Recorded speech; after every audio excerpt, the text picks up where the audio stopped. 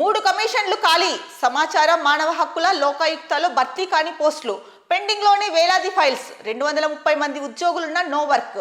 So 3 కమిషన్లు అయితే ఖాళీగా ఉన్నాయంట. ఒకటి సమాచారం, ఇంకొకటి మానవ హక్కులు, ఇంకొకటి లోకాయుక్తలో అయితే కనుక కీలక పోస్టులు భర్తీ కాకుండా అలాగే ఉండిపోయాయి. ఇక ఫైల్స్ అయితే కనుక పెండింగ్లో ఉన్న ఫైల్స్ వేలల్లోనే ఉన్నాయని చెప్పేసి ప్రధానంగా వార్త ఇచ్చారు. ఇప్పటి వరకు 230 మంది ఉద్యోగులు ఉన్నప్పటికీ కూడా వాళ్ళకి వర్క్ ఏం లేదంట. మరి వాళ్ళకి ఇన్ని ఫైల్స్ పెండింగ్లో ఉన్నాయని చెప్తున్నారు, మరి వాళ్ళకి వర్క్ లేదని కూడా చెప్తున్నారు.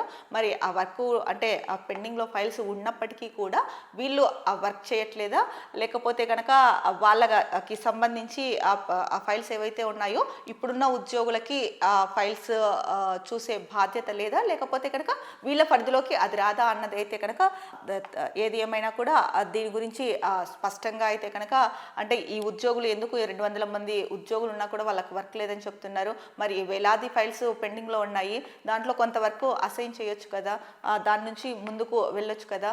ఇంకొకటి ఈ అంటే ఇది ప్రజలు అభిప్రాయపడుతున్నారు. 200 మంది ఉద్యోగులు ఉన్నప్పటికీ కూడా మరి వాళ్ళకి వర్క్ లేదని అంటున్నారు. మరి ఇంకొక వైపు ఏమో పెండింగ్లో చాలా ఫైల్స్ ఉన్నాయి, మరి వాళ్ళకి ఇచ్చి చేయించవచ్చు కదా అన్నది ఒకటి. ఇక నిరుద్యోగ సమస్యని నిరుద్యోగ సమస్యని నిర్మూలిస్తాము అని చెప్పేసి రాష్ట్ర ప్రభుత్వం చెప్తూ ఉంది. సో వాళ్ళు చెప్పినట్టు అంటే ఏడాదిలో అయితే కనుక 55,000 ఉద్యోగాలు ఇచ్చారు, బాగానే ఉంది. కాకపోతే ఇప్పుడు సమాచారం, మానవ హక్కులు, అలాగే లోకాయుక్త ఇవి చాలా కీలకమైన సంస్థలు. వీటిల్లో కీలక పోస్టులు భర్తీ చేయకోకుండా అలాగే ఉంచారు. ఎందుకు అని చెప్పేసి కూడా ప్రజల నుంచి అయితే కనుక కొంత నిరాసక్తత కనిపిస్తోంది. మరి రాష్ట్ర ప్రభుత్వం దీనిపైన చొరవ తీసుకొని ఏవైతే ఈ కమిషన్లు, ఇంపార్టెంట్ కమిషన్స్ 3 ఉన్నాయో వీటిల్లో ఆ కీలకమైన పోస్టులని భర్తీ చేయాల్సిన అవసరం ఎంతైనా ఉంది.